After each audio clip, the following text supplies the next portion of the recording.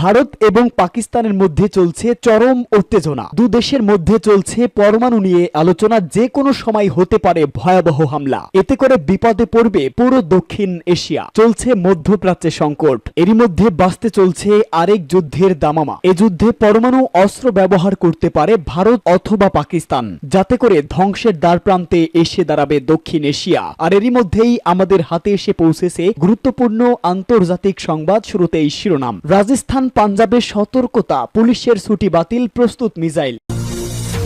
পরেই জানাবো এবার ভারতের 15 শহরে ক্ষেপণাস্ত্র হামলা পাকিস্তানের।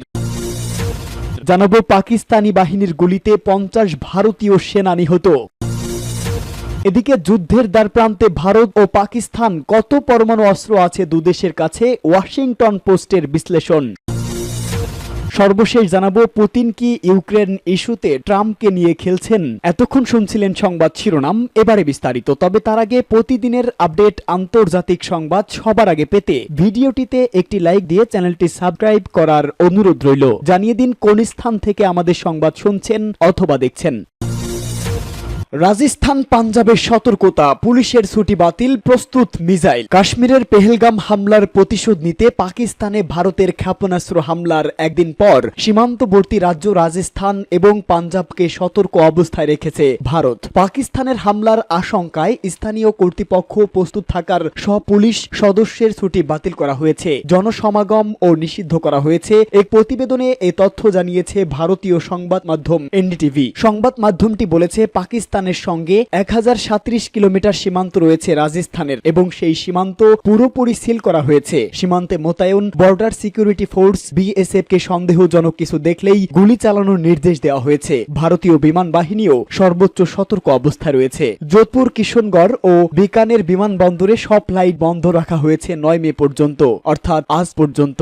আকাশপথে যুদ্ধ বিমান টহল দিচ্ছে। মিসাইল প্রতিরক্ষা ব্যবস্থা চালু করা হয়েছে বলে জানা গেছে। গঙ্গানগর থেকে কচ্ছের রন পর্যন্ত সুখোই 30 MKI যুদ্ধ বিমানগুলো টহল দিচ্ছে। বিকানের, শ্রীনগর, জয়সালামের ও বার্মের জেলায় স্কুল বন্ধ এবং চলমান পরীক্ষা স্থগিত করা হয়েছে। পুলিশ ও রেলওয়ে কর্মীদের ছুটি বাতিল হয়েছে। সীমান্তবর্তী গ্রামগুলোতে সতর্কতা বাড়ানো হয়েছে এবং জরুরি পরিস্থিতিতে মানুষকে সরিয়ে নেওয়ার প্রস্তুতি রাখা হচ্ছে। এছাড়া সীমান্তের কাছে অ্যান্টি ড্রোন সিস্টেমও সক্রিয় করা হয়েছে বলে জানিয়েছে এনডিটিভি। জয়সালামের ও যোধপুরে রাত 12টা থেকে ভোর 4টা পর্যন্ত ব্ল্যাক আউটের নির্দেশ জারি করা হয়েছে। মূলত ব্ল্যাক আউট অত্যাধুনিক উচ্চগতির যুদ্ধ বিমানের জন্য সমস্যা তৈরি করে, যার ফলে নির্দিষ্ট লক্ষ্যবস্তুতে আক্রমণ করা পাইলটদের জন্য কঠিন হয়ে পড়ে। এছাড়া পাঞ্জাবেও একই রকম সতর্কতা জারি করা হয়েছে। রাজ্যটিতে পুলিশ সদস্যদের সব ছুটি বাতিল এবং জনসমাবেশে নিষেধাজ্ঞা দেওয়া হয়েছে। মুখ্যমন্ত্রী ভগবন্ত মান সমস্ত সরকারি কর্মসূচি বাতিল করেছে সীমান্তে উত্তেজনার কারণে। এর আগে পাকিস্তানের আজাদ কাশ্মীর সহ দেশটির কয়েকটি স্থানে ক্ষেপণাস্ত্র হামলা চালায় ভারত। মধ্যরাতে দেশটির মোট 9টি জায়গায় চালানো এই হামলায় নিহতের সংখ্যা বেড়ে দাঁড়িয়েছে 31 জনে। ভারত পাকিস্তানের অভ্যন্তরে একাধিক হামলা চালানোর পর পাকিস্তান 5টি ভারতীয় যুদ্ধ বিমান গুলি করে ভূপাতিত করেছে বলে পাকিস্তানের সামরিক বাহিনীর মিডিয়া উইং আন্তঃবাহিনী জনসংযোগ পরিদপ্তরের মহাপরিচালক লেফটেন্যান্ট আহমেদ শরীফ চৌধুরী নিশ্চিত করেছেন। এমন অবস্থায় ভারতের বিমান হামলায় নিহতের রক্তের প্রতিটি ফোঁটার বদলা নেওয়া হবে বলেও প্রতিশ্রুতি দিয়েছেন পাকিস্তানের প্রধানমন্ত্রী শেহবাজ শরীফ। এবার ভারতের 15 শহরে ক্ষেপণাস্ত্র হামলা পাকিস্তানের। ভারত শাসিত কাশ্মীরের পেহেলগামে গত 22 এপ্রিল হামলা ঘিরে ভারত পাকিস্তানের মধ্যে সৃষ্টি উত্তেজনা যুদ্ধের রূপ ধারণ করতে চলেছে। 2 সপ্তাহ ধরে চলা শঙ্কার মধ্যেই পাকিস্তানে বড় ধরনের ক্ষেপণাস্ত্র হামলা চালিয়েছে ভারত। জবাবে এবার ভারতের 15 শহরে ড্রোন ও ক্ষেপণাস্ত্র হামলা চালিয়েছে পাকিস্তান। ডয়েচে ভেলের এক প্রতিবেদনে তথ্য জানা যায়। দিল্লি সরকারের বরাত দিয়ে এতে বলা হয়, ভারতের অবন্তিপোরা, জম্মু, শ্রীনগর, পাঠানকোট, অমৃতসর, কাপুরথালা, জলন্ধর, লুথিনিয়া, আদমপুর, ভাতিন্দা, চণ্ডীগড়, লাল ফালুদি, উত্তরলাইল ও ভুজে ড্রোন ও ক্ষেপণাস্ত্র হামলা চালায় পাকিস্তান। ভারতের দাবি তারা এসব হামলা প্রতিহত করেছে। ভারত সরকার এক বিবৃতিতে জানায়, পাকিস্তানের আক্রমণের সাক্ষ্য হিসাবে নষ্ট হওয়া ড্রোন ও ক্ষেপণাস্ত্রের ধ্বংসস্তূপ উদ্ধার করা হয়েছে। পাকিস্তানের এই হামলার পরপরই লাহোর সহ বিভিন্ন শহরে সামরিক পরিকাঠামোর উপর আঘাত করা হয়েছে। এই হামলায় লাহোরের রাডার ও এয়ার ডিফেন্স ডিফেন্স সিস্টেম ধ্বংস হয়েছে। পাকিস্তানি বাহিনীর গুলিতে 50 ভারতীয় সেনা নিহত। ভারতীয় সেনাবাহিনীর 50 জন সদস্য নিহত হয়েছে বলে দাবি করেছে পাকিস্তান। সংবাদ মাধ্যম আল জাজিরার এক প্রতিবেদনে এ তথ্য জানানো হয়েছে। প্রতিবেদনে বলা হয়েছে, পাকিস্তানের তথ্যমন্ত্রী আতাউল্লাহ তারার বলেন, ভারত শাসিত ও পাকিস্তান শাসিত কাশ্মীরকে বিভক্তকারী নিয়ন্ত্রণ রেখায় গোলাগুলির সময় পাকিস্তানের সশস্ত্র বাহিনীর হাতে 40 থেকে 50 জন ভারতীয় সেনা নিহত হয়েছেন। দেশটির পার্লামেন্টে আইন প্রণেতাদের উদ্দেশ্যে দেওয়া